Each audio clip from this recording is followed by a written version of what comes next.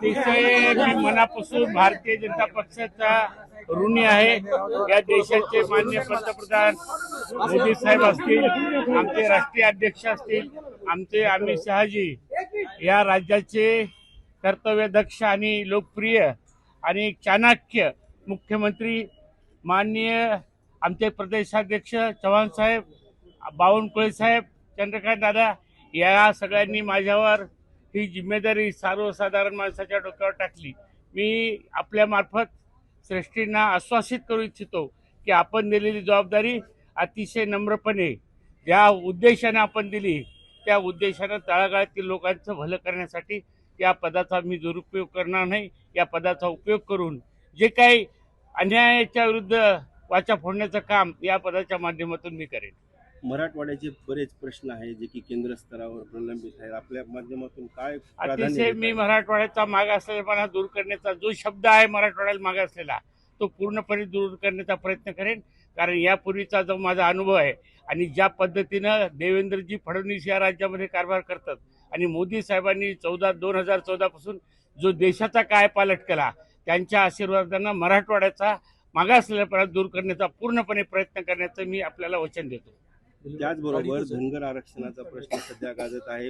आता मुंबईला मोर्चा निघणार आहे, धनगर बांधव मुंबईकडे कूच करणार आहेत, त्यामध्येच तुम्हाला खासदारी दिली आहे, समाजाचं नेतृत्व केलंय। आरक्षणाचा प्रश्न मिटविण्यासाठी किंवा सोडविण्यासाठी काय प्रयत्न करणार भाजप? धनगर आरक्षण हा मुद्दा 1986 पासून मी हाती धरलेला आहे। या राज्याचे मुख्यमंत्री माननीय शंकररावजी चव्हाणचा पहिला मेळावा स्टेडियम ग्राउंडला मी घेतलेला आहे। विधान परिषदेची मला संधी मिळाल्यानंतर रेकॉर्ड ब्रेक केलं की एखाद्या प्रश्नावर विधान परिषद 1 किंवा 2 वेळेस स्थगित होते, परंतु माझे सहकारी मित्र रामहरे रुपनार आमदार आणि आम्ही या प्रश्नावर 4 वेळेस स्थगिती दिली विधान परिषदेला। मी तुम्हाला खात्री देतो, कारण हे प्रेसिडेन्शियलचा ऑर्डर असल्यामुळे किचकट प्रक्रिया आहे, परंतु मुख्यमंत्र्यांनी शब्द दिला होता पहिल्या कॅबिनेटमध्ये करू, परंतु टेक्निकल अडचण आल्यामुळे त्यांनी 50% सवलती आम्हाला दिल्यात। जे आदिवासीच्या मुलांना शिक्षणाच्या असतील, ज्या काही 22 GR काढून आदिवासींना ज्या सवलती आम्हाला दिलेल्या आहेत, आज राज्यामध्ये जवळपास 1 लाख विद्यार्थी इंग्रजी माध्यमातून शिकतात। मला खात्री आहे की मुख्यमंत्री, भारतीय जनता पक्ष आणि मोदी साहेब हे धनगर समाजाचा आरक्षणाचा प्रश्न सोडवल्याशिवाय राहणार नाहीत आणि तो आम्ही त्यांना सोडण्यासाठी पूर्णपणे आटोकाट प्रयत्न करेन। मी एवढंच सांगतो समाजाला की सबुरीने घ्यावं लागते, ज्याच्या हाती असते त्यांच्या पाठीमागे लागून घ्यावं लागते। काही विरोधक त्याचा जर बाऊ करतील आणि असलेल्या त्यांना सेवा देण्याचं काम करतील तर आपल्या पदरामध्ये ते पडणार नाही। आणि म्हणून आपल्या समाजाला विनंती करतो की संतपणे आपण घ्या। राज्यामध्ये फक्त धनगर समाजाचा विचार जर कोणी केला असेल तो भाजपने केला।